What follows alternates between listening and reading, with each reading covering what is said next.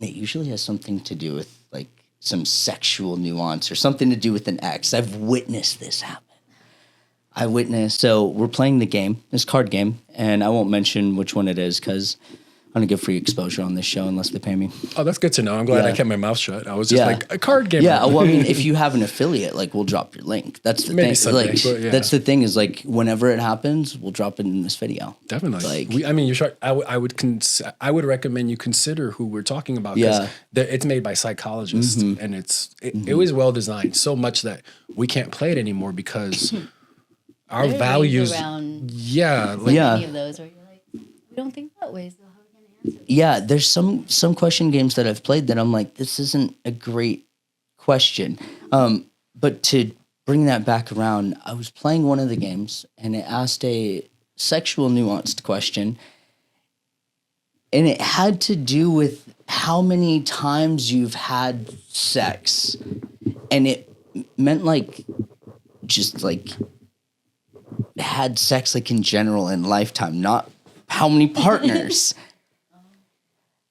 Yeah, this is why you read the cards over and over. She thought it said how many sexual partners. So she said it, and then he read the card, and she was like, wait, what do you mean? He was like, what did you think it said? She was like, I thought it said how many sexual partners, and he was like, that's how many fucking partners you... And oh my God, if you had to witness a metaphorical class 1 hurricane happening in front of you, oh my God, I wish it was on a podcast. Like, we should play that. I should bring couples on and we should play a question card game with couples. You want to? We should do that sometime. We could set the baseline. You guys should do that bit. You guys should do a podcast and do that. We've considered it. It's just that I know we're here today right now with your podcast, but to do our own, I just feel like, I don't know, you tell me if you agree or disagree, but if I'm speaking for both of us, it's just a matter of privacy. You know? And we've considered trying avatars and things like that. It's just more time though. And we love each other because we spend time with each other. Yeah. And we have such success because we put a lot of energy into each other. And there's pros and cons to a lot of those things. But I actually like you. Yeah, I don't need a podcast because I like every couple's podcast. They don't like each other is what they just said. I'm just kidding. I'll clip that and use it for something. No, it's just, we find it's a weird conundrum to be in where we lack ambition because we feel personally that a lot of ambition is tied to certain goals in life. And quality relationships, especially intimate ones, is some of those goals. And when you already have that without half of the things that people pursue to obtain that kind of relationship, it kind of kills your want to go get for a lot of things, you know, and then you kind of, it's allowed us to kind of narrow our scope to what we only with things we care about and what matters. I try to use the 4 tile rule and I apply it to our life as a general rule of thumb. We only focus on 4 things. And number 1 thing is each other. And then after that, it's, you know, what, not what makes us happy, but what makes us fulfilled. And fulfillment can be even in the moments of discomfort, you know. We've also learned to embrace discomfort. Like, you know, hey, you're uncomfortable right now? That's okay. It's okay.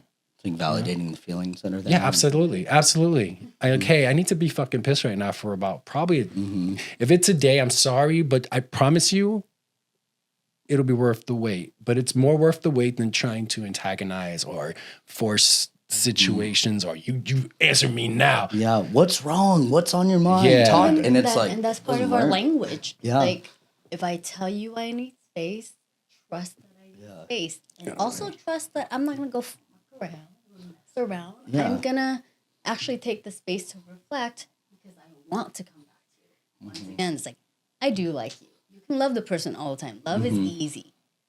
Like is hard. Maintaining like is hard. And it's like, okay, I do like you. I want you back in my space, but not right now because we're not good for each other right now. Cool. That's why spend time with that? Yeah. And I agree. And most individuals get caught up in that dogma of like, oh, they're out. Like, fucking Peter and Paul, they're doing all of these things. And it's like, where did this, I usually, when I hear that in the work I do, I ask people, where did that thought come from? Like, where is that? Do you have reason to believe that? And it's like peeling away the layers. And sometimes it's just this arbitrary thought because media as well, social media plays a big role. You know, you can scroll through it and you can see it any given day. You can find like cheater videos and all kinds of stuff. I've done a bunch of reactions on my channel to some, and I've had some guys that I work with, and when I used to work with women, like I've had those actual videos like shared with me. And it's sad to see those things, but it also impressions someone's thought. When you watch social media, when you watch anything, when you read things, that impressions thoughts sometimes that people didn't consent to. And if it's something like infidelity, the thing is, healthy space is exactly that. It's healthy. Like, Need it. yeah, sometimes As a you just need a human, different you need environment. it. Like, sometimes a plant doesn't grow because it's sitting in the shade. Yeah. It just needs to like get out into the sun. And sometimes when we're just sitting like in frustration, I confidently share with guys that I've worked with, like if there's that much friction, like take space, like go stay somewhere, but be clear in your communication in it. Don't just, I'll see you later. Because what you actually want her to do is to send you a text, where are you? Because then in your mind, you're like, she Couldn't cares. agree more, dude. Yeah, and it's like yeah. the like you run, like when someone runs away, the fuck you buy, they block someone, and it's like, no, they want you to call them 100 times, do the things, chase after them, because it reaffirms the story that they've told themselves in their mind that when you chase in some way, they care, instead of just turning to someone saying, I need space. Can you just tell me that you care because I care about you? And sometimes people won't just like, let me just be raw, but instead let me be cruel to you because that's what I've been conditioned to do to get love. And sometimes like kids learn it as children when they're like, they throw these temper tantrums, and it's like, granted there's circumstantial and situations where certain cases they may need to self-soothe, but other times it's just you coddle them before they're able to get to that point. And as an adult, when you get there, it's just, you have these adults that are dating that are really children trying to figure out how to feel their emotions and how to actually conflict resolve. Because we live in a, I'm going to pause there because I was going to go off on a esoteric jargon. And I was going to say, we live in a world of people that walk away from what no longer serves them. Well, Because we're close to Encinitas out here. I appreciate what I do, and I've gone back to this field, taken a huge pay cut, and can't really find my way out of it. I really love it Yeah. because I get to practice this every day. I get to work with kids, and I've been in this field for 20 years. Mm-hmm. Work with kids of all different ages, but they're still in their developmental stages where they're gonna have to feel things, they're gonna have big emotions, where they don't even know what these emotions come from, and some of it's just feeling, some of it's just human, like the cheating aspect. You viscerally already have that within you. And then you see on social media and you watch things and it reconfirms it, and you have this image, and that could be me too. However, if you're getting a relationship and you're trying to be intentional, you're like, okay, I've been cheated on before. I have reasons to not trust. But also, this is a new person. Am I bringing this on to this person? No. This is new. They haven't done anything to really. Yeah, it's not fair to them to It's hold not them fair to to that. them, so I have to step back and trust. Okay, so in the beginning, yeah, some of those things, hard moments, were really hard, really intense. But then it slows down. We start to learn, like, okay, we need that space so we can feel our feelings. This is just like the kids. Okay, use a strategy. Okay, it's okay, and it totally first validate. Like, I totally understand why you're mad. I don't have to agree, but like in that situation, what you're feeling right now, you're not getting what you want. You're feeling angry, anxious, whatever it may be, and you need this space. Go for it. I'm here when you need me. Yeah, it's that relationship, we do reaffirmation. Yeah, And- and it's okay to ask someone, like, can you validate my feelings? For like, it's okay to Like, ask it's your not partner. crazy. Yeah. Right? He asked me that all the time. I'm like, it's not crazy to feel this. And I'm like, yeah, it's, and again, reaffirming is another way. Like, it's okay to feel this, although I am not sharing that aspect. Yeah. Now, but let's talk about it later. That's the calmest way you can actually bring it. That's what we want. But, in anxiety, it Yeah, doesn't you're not sound- telling them they're alone, but you're just No. saying, I don't have the same feeling. But it's kind of like the difference between empathy and sympathy. Sympathy is like, I'm in the trenches, I'm with you. Empathy is like, it's valid for you. I get it. I may not feel the same, but I love you. Let's take space. And it allows you to be collaborative, but also have individuality. And people are like, no, if they're sad, I should be sad. No, not at all. That's the Like, other thing we the- have in our relationship. Like, we don't need help being sad. Yeah. If you need me to be there, I'll be there. But if you don't, there Yeah. needs to be a person out here to be that anchor. Mm-hmm. And then that person can come. Because we don't need to be in here. Then Yeah. now we both have to try and get Yeah, help. And misery it's loves not company. And it's like, it does no good. That's Like, just a saying. you It's can not true. commiserate and like stoke the fire sometimes when you like, sometimes you're frustrated and you're just like, hey, can I share yeah, something? right. And you're like, yeah, forget them. Okay, I'm good. You don't have to both commiserate in the misery because then you're both mad. But you're able to rationalize, like, what I'm hearing is each of you have individual emotions. And even when you're indifferent, you're able to come together. And even when you may not feel it or you may not feel it, you're able to say that and you know that you're not being abandoned at the end of it. Well, to add value to that, something more specific, because I feel like if somebody's listening to this, they'd like some kind of insight. Like what is it about us what are we doing? So, for example, you said a lot, and but and it's missing just the one thing. So, what's something we do? Because the hardest thing to do is bring up an issue to someone when they are part of the issue. So we have a lot of rules based around that. I remember you guys mentioning this years ago. We've been friends for a long time, and we were sitting in your old place, and you guys had mentioned rules and words that you don't use with each other. So I'm following, and I just wanted to like, there's, and you had shared this, and I thought at the time, I was much younger then, and it was a long time ago. I think it was like 6 years or something.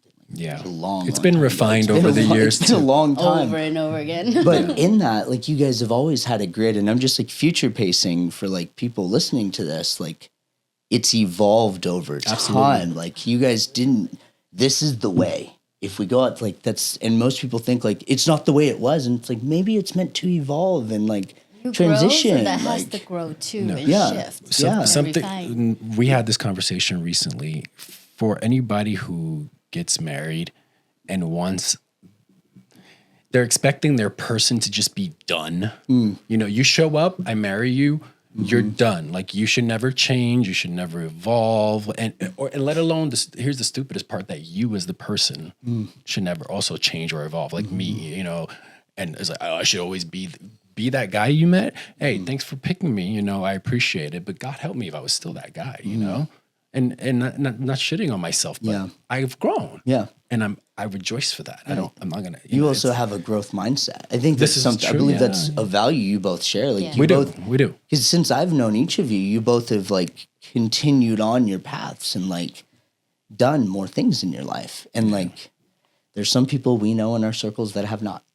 That's just the truth. Yeah. Nothing against them, but you guys have aspirations in not only your relationship, but like the life that you want and what you want to do. And home is everything, man. Yeah. Everything is about home, and home is everything. And that's the only space where it is what you create it to be, just like your space, And we appreciate what you do here because it reflects who you are. I feel like it tells a story, it tells a truth about the person, and it seems very authentic to who we see you to be. You're a deep person, rich person, and we like to do the same thing with our home. You haven't been over yet. Yeah. But if you do, man, it's Mike and Tweet all day. It's playful, and we always joke because like, people, we grew up with families that homes are designed for people to come over, but never for the people who are there all the fucking time. If you're fortunate to be home as much as we get to be home, which we don't even think it's enough. You don't want to be home. That's the thing when you design it to be like, oh, it's our play space. Right. I'm not gonna always just do chores. Cool. Yeah, I never understood when individuals, and I appreciate you sharing that. It's like when you have a home and you guys have created a home together, you love being there because you've curated it to be your environment together. And that's the thing with the home. There's a difference between a place that you sleep and a home. A home, it's more than just the things you have. It's the reason it's the way it is. It's a lot of intention. The place, it's the intentionality. And would you also say that that intentionality is just a value that each of you share. You're intentional with why you're doing the career you're doing, why you're doing the work you're doing, and why you both are intentional in your homes and so on and so forth. That's in my vow. The words in my vow. It's very intentional. It's in your vows? Yeah. Intentional since the beginning. Yeah, and I definitely do go trust my body ever since I was little. Mm-hmm. It's always been, I'm very intuitive. Like, if I don't feel it, I'm just like, I'm gonna go this way. Yeah. I'm okay being alone. I'm okay being with a crowd. I'm kind of okay being whatever, but I won't go against what I don't feel. Mm-hmm. And you're able to check into that. Many people won't pay attention to that. Like, I'll ask people, like, no, not like when you have sex, but like when you're around them, like, how do you physically feel in your body? Like, do you feel at ease, or they're like, no, like, I don't feel good. And I'm like, the body keeps the score, bro. Yeah. There's a great book called The Body. It's right keeps the score. You know? And it's sometimes your body is reminding you that there's familiarity attached to this person. They're gonna hurt you, dog. Like, it's usually not a good thing. Or if you're feeling this buzzing feeling, like that emotional feeling, you feel this draw towards someone, and I call it an alert. It's your body letting you know gene expression is a real thing, and many people call it intimacy. And like, I was having this conversation with my friend who's a woman the other night, and she was like, gene expression. I said, yeah. Have you ever been intimate with someone and it's just different? It's different connection, like their touch is different and you feel it. Mm-hmm. I said, that's gene expression, polarized in an in-depth way. Have you ever been around someone and your body just like, you feel uneasy? That's your body letting you know that there's familiarity of something traumatic or uneasy. Some people also say spiritual, but it's one and the same, technically. But many people won't pay attention to that. Like, do they feel good? And it's usually as simple as that. Does it feel good in my body? Mm-hmm. Mm-mm. Like, the body usually knows. Like, because if you like someone and they touch you, you know if you like their touch instantly. And if you don't like it, you know instantly. Like, our body knows. And I think it's great that you're both able to bring that into the relationship with the intentionality, because it starts there. Oh yeah, we had that conversation too about our visceral responses, because our visceral responses, and that brings me full circle back to the value I wanted to add with regards to how we approach the uncomfortable conversations of like, hey, I really have to talk to you about something. Mm-hmm. Or perhaps like, days when you're not as joyful as, and I'm clueless as to what's going on. So I've come up with a strategy recently, and I learned this, I think through Dr. Jordan Peterson's podcast, or just, it might have just been as simple as just listening to his language, which I really enjoy doing. And now approaching her whenever it's like, I don't say she's overreacting, I don't call her out, I just go, based on scenario XYZ, it seems like we both had disproportionate reactions to that. And my reaction wasn't big and yours was. So is there something going on there? Because I'd like to understand and see how I can be of help. And if not, then if you just need your time, is that okay? Because I don't want to go, I don't want to have to share the discomfort if I don't have to. And if something you could sort out on your own, otherwise if I could be of help, I'm cool, but if not, can I go be okay over here? Can I keep my okay while you do your thing if you need to feel uncomfortable? Because she does have she has what I feel seems disproportionate reactions to certain things in life, but I can criticize or I can just let her have her little monsters, because they're there for a reason. Her life taught her to react that way. Back to the body keeps the score, right? So do I diminish the monster that in certain situations might be necessary? Do I tell all her protection signals to go away? Or do I say, hey, can I just be cool over here and you don't hold it against me while you go through this, visceral response? And we understand that about each other, and we'll be like, yeah, it's fine, And I was obviously I'm wise enough now to know to be like, okay, I'm gonna fuck off. And, but that's not personal, and she never turns it around. That's the key, though. She follows through, and she knows I'm always waiting, and and waiting in good spirits too. Yeah. Like, oh, you have to go be a little pain in the ass right now. I'll have a day too. I'm gonna need that. Yeah. And I'll want that space, and I'll want her to have the same understanding. You know? Yeah, you're able to both give each other that reciprocity and also Yeah. not take it personally. I get to practice this every day Yeah. too in my job. Like, by the way, we had literally- the same job at one point, so Oh. I'm not without the Okay. experience. So with the little kids that come through, when they have to feel these things, you're like, oh, you just need that? Okay, that's cool. Go do it over there. Yeah. I'll check in with you in 2 minutes. And Yeah. it's like, I'm not going to bother you. We're not going to talk to each other. Sometimes you have to make that rule because they'll try and talk to you, but then it's still like, you don't know that my voice right now is very annoying to you. So you try to talk to me and I talk to you back, you're not going to hear me. So we're doing quiet, okay? What That's do you like need right reaffirming now? Yeah, that. like go, what do you need right now for a strategy? Take a deep breath, go put a blanket over yourself. What do you need? Go do that. I'll set a timer and we'll come back and check. If you still need him, let me know. And that's what we literally do to each other. Maybe not in the nicest language like that because I talk to kids, but it does get But there. you guys It gets are easier. clear. We're clear and it was like, oh, you just need to feel it. I'm not gonna stop it. And that's some of these kids, like they're hitting, they're biting you and stuff. I don't want you to stop that because you might need that in certain defenses. For right now, let me Yeah. help you see which environment that's appropriate and what's not. But keep that. Yeah, see, that's powerful there. Like, And not being Not- mean. You could be upset, but you can't be mean. yeah. Like that's Yeah. on every Yeah, day. that's- You yeah. can say, but don't be mean. Yeah, because you Oh, like see, that's valuable. There's some Upset. people that are going to hear this that will get value from that. You can be upset, but you can't be mean. And there's a client that comes to mind that should say that to his wife because she is cruel to him. Like, me, I could tell you, I'm not going to say it out loud, but mean in a way that it's like, I told him last time I was on a call and I was like, people can't talk to you this way. And I was like, dude, what if a man talked to you this way? And he was like, and this guy's like 6'4", like specimen, super successful guy. And he's like, well, I'd have to deal with that. And I was like, why is the person that you love and you have 3 children with talking to you this way then? And it's like, that's when you let it get that far, when there's no parameters of what's okay and like, hey, you can be upset, but you can't be mean.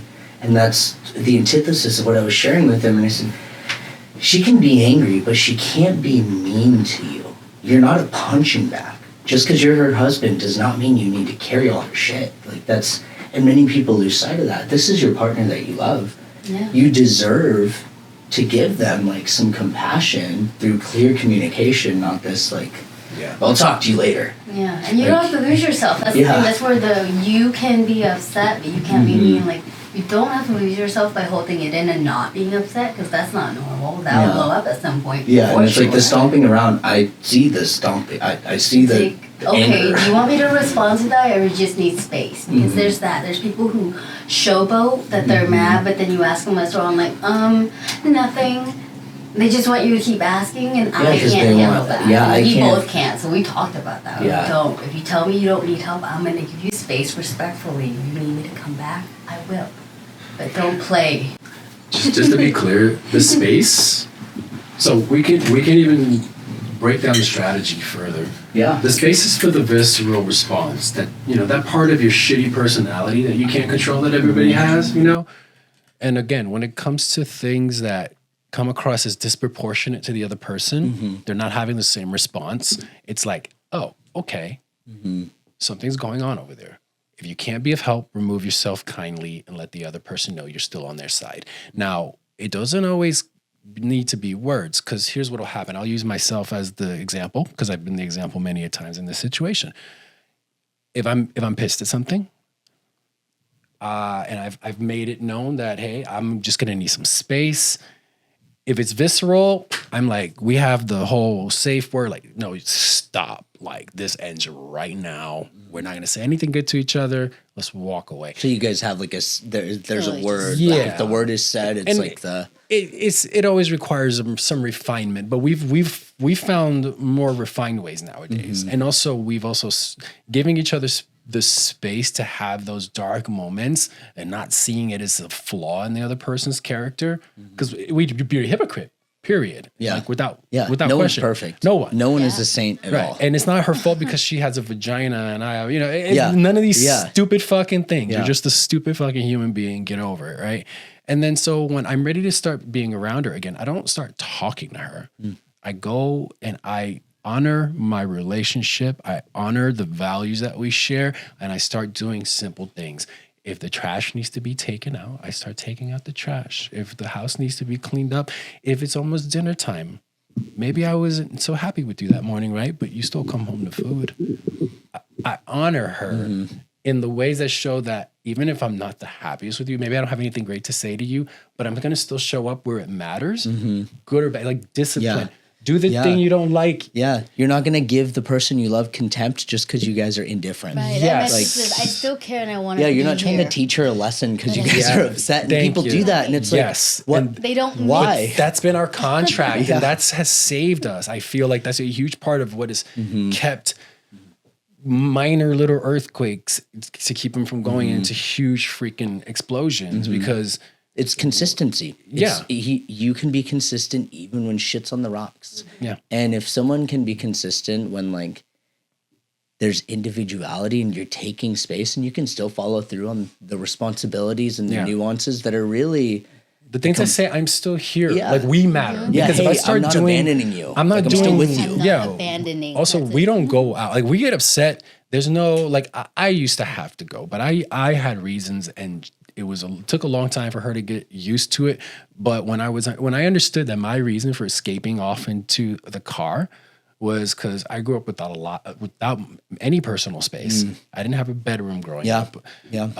And then, being veteran and all, the car was my safe haven in a lot of places that I've been in bad times. I could always just go escape, drive away, call it what you will, a cop out. I don't give a fuck. That was my coping mechanism. She had to endure that until after a while, when I was able to put it into words, it's like, this is just how I handle it. I don't like who feel like I'm becoming in those instances.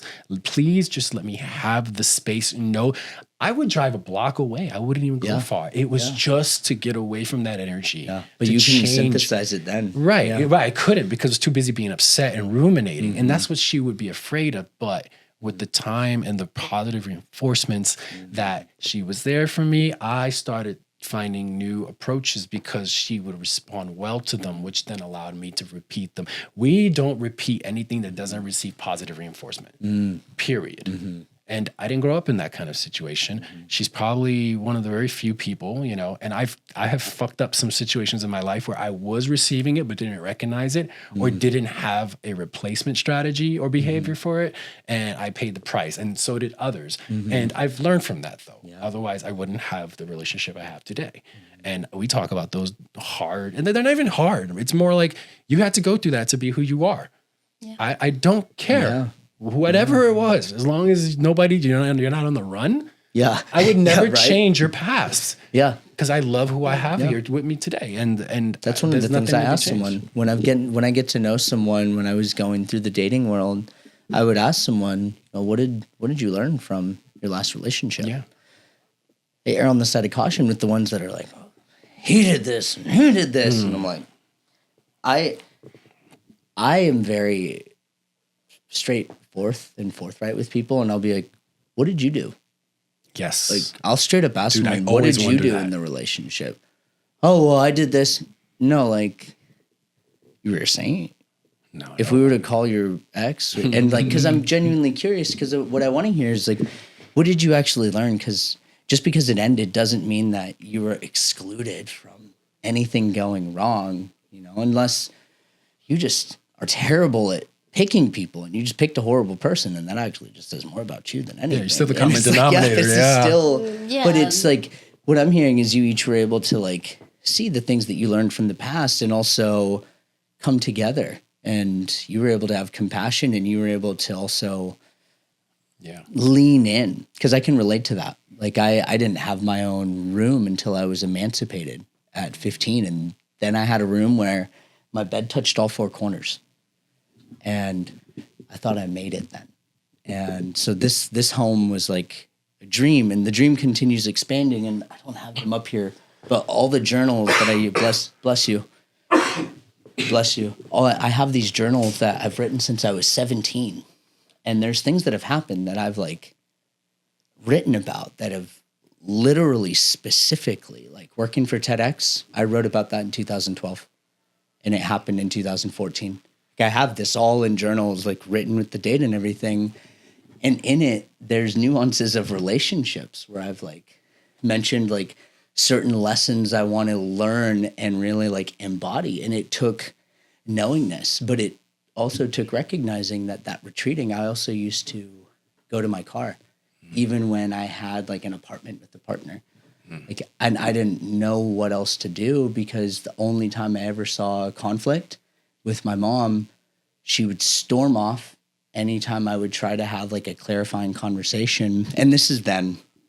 And it taught me that conflict resolve is actually saying like a visceral one-liner and storming off. Yeah. Yeah. And it's like ending it, drawing it like proverbial Braveheart is what I call it.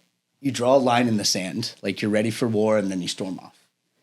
And I used to go to my car. And then when I got older and was able to recognize that I would get really passionate about certain things. And I, unlike my mom, I don't raise my voice. I just like stay at this tone, which I've gotten the feedback makes it much worse. So like it seems like you're very stoic and like it's kind of like feel like you're about to tell me, hey, it's done. And so now I have to bring it a little more lighthearted. We're really passionate right now. Yeah, it's true. But it's the same thing because I know who I become when I get to that point of wanting to be like retreating because I really just need to like be with my emotions for a second. And I was conditioned to deal with that on my own because I was an only child. I spent a lot of time on my own. And anytime I was in environments where I had heavy emotions, I never had anyone around me that showed me how to manage those. And then, I mean, and shout out to amazing women that are out there that were able to be present with me and give me compassion, even when I was a little shit. And there was a woman that I was with, my daughter's mom, and I remember I had retreated, and that's what I learned what it was. And she like literally ran after me, and she grabbed my hand and she was like, hey, we can talk about this together.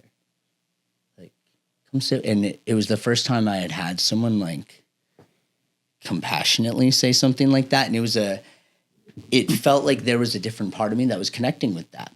But it was because of that it led me down this different path like 6-7 years ago. And it was because of that it also allowed me to see like all of these instances in my past where I was retreating in some way. Sometimes it was the car. Other times it was storming down the alleyway.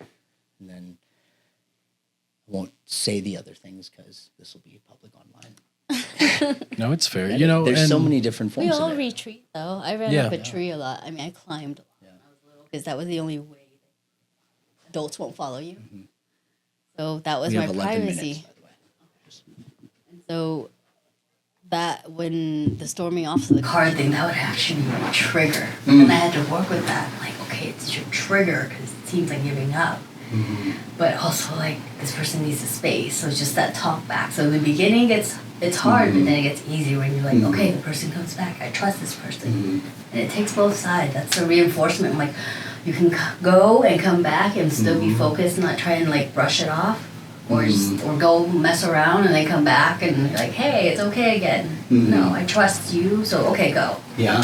And I think the thing with space that I just want to add is having clarification. Not just, I need space, I'll be back. Yeah, you're absolutely like that is, you want to create anxiety for someone and think you're going to do something, say that. Like, hey, we're both really passionate about this right now. I believe we should take healthy space for 24 hours. I'll talk to you tomorrow at this time. You have to follow through on that time because that consistency is also like cooking the food. Like you have to do all of the things still and be consistent, but you have to have parameters and specifics. Like the ambiguity of like, well, no, they should know like with space. Okay, but they don't. Or maybe they did, but they don't now. And everyone thinks that their partner's a mind reader, and I'm like, where did you guys get those skills? Because I need them. I know. I need them. But it's like you both are clear, and if someone's not clear, like I remember being asked for space, and I'm like, what does that look like? Yes. And she's like, what do you mean? And I'm like, but like what is space? And she's like, well, I just need like physical space. I know how long. Yeah. And she's like, like 30 minutes. I'll come back and talk. And she's like, I'm so sorry. I should have been clear. And I was like, yeah, I was just confused. Like, you go into like space? and she laughed, and because it was making light of the tough situation. And, but in that, it's like all of that to say, when you have clarity, like how long is space, the ambiguity, like I'll be back. Like, you're not Terminator. Like, yeah. No, it helps because then you're not like feeling like you're being left on this real, like, I'm just gonna have to sit and wait. Yeah, no, like you're being respected. Like, I need 20 minutes. I'll check in with you. If you still need more time, let me know. That's all it is. And be okay with that. Yeah. Not have an expectation. You said 20 minutes. Okay, 20 minutes. I think I still need 5 more. Okay. Yeah. Like, have clarity. Like, clearly communicate in it. This is how she reinforced it. And if this is the last thing I say, I think this will be the most valuable thing, because, well, maybe not the most, but in context it is. When I used to take the bass, and the card thing and all that stuff, it got better in regards to being clear as to what the parameters were in regards to, like, how long do I plan on taking space and why. That was an initial, and that's why she was so uncomfortable. But the act and the practice of just getting better and more refined in our speech to each other and our understanding allowed for those moments when I would still do it to become shorter and to ruminate less. Because she would be worried I would ruminate. She wasn't wrong, but that was only part of the picture. You ruminate until you get to the part of, okay, what do I really want here? You know, you make sense of it. And then also another little rule we have is we don't bring back, I have an issue. Unless I think, because in most instances, you don't really have an issue with the person. The person's just being themselves. Even if it's a significant other, it doesn't fucking matter. They need to be themselves, and you need to allow them that agency. But in that same tone, it's like, what is it that's happening here? Do I know the full picture? And you can go rattle off a ton of questions. At the end of the day, it's like, do our values still match? Do I need confirmation? If there's been a mismatch in value, that's where I need her to insert her input so that I can know where I stand, and then we can make plans. If nothing's changed, then maybe it's a matter of like, are you doing X, Y, Z and I'm missing it because I felt like this, disconnect for this value that I thought we shared, and either we still share it and something needs to be recommunicated, or perhaps a new strategy needs to be designed so that we can both understand when the other person is doing the thing that we're asking for, but we're missing it. Or maybe you could become better. It's a give and take, but it became shorter and shorter. And now I don't leave at all. I never leave anymore because I can now come to her and just be like, it seems like something might be off there. Do you need, and I'm an ally. It's just an ally. And she praised me earlier in the beginning of this because of that. But that's healthy growth. And I couldn't have done it without her always showing up for me, even in my ugliest times, and reinforcing my efforts, and always showing me that you're doing great. I want more of that. Need to be championed when they're doing well. Right. Yeah. And vice versa. She didn't point out my ugliness. She didn't reflect on my temper, my anger, or whatever. That didn't need a spotlight. And she understood that. And that allowed me to, those things started to just melt away because it's like, I don't need that here. Now that side of me is reserved for other, issues in life. That's never gonna go away because there's no way in hell, Yeah. But because even to protect her in those instances, but yeah, I couldn't have done it without her, man. But it's this constant feedback loop. I do. She responds in the way that reinforces what I did, lets me know that's the right thing. Yeah, and it makes me a better person, a better communicator, a lot of things. And then I'm like, I can get to these solutions so much faster now that they're almost instant now. And we're not even at our 10-year mark yet. I mean, so I don't know what I do without her, dude. But it's a unified effort for sure. It's no one here is the angel and no one's no, we're not saving dragging each other. anything. Yeah. This is all intention. It's together. We also know our lives our lives would probably be completely different if we were separated from each other or never met.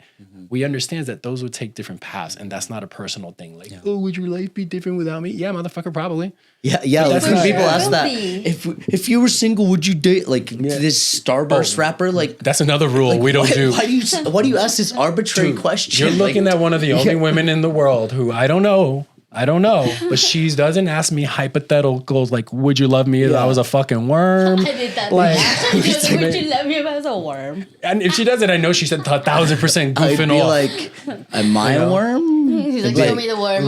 Okay. Remember that video you showed me? Like the girl was asking her man, like, if you were in a room with 100 women, and he tried to flip it, and he was like, well, what am I doing in a room with 100 women? And she was like, what are you doing Dude, that does not exist in our house. This was a video that was shown on I was like, oh my gosh, what? She totally just... That's called entrapment. Yeah. Yep. We have chalked that up. First, I gave him praise before she even responded. I was like, that's a great response, dude. And she's like, what are you doing with it? Whoa, what? He asked. Yes. What am I doing? He just asked you that question. It's wild. Those games are not allowed in our home. And then she went off, and he was just like... Yeah, I refer to that.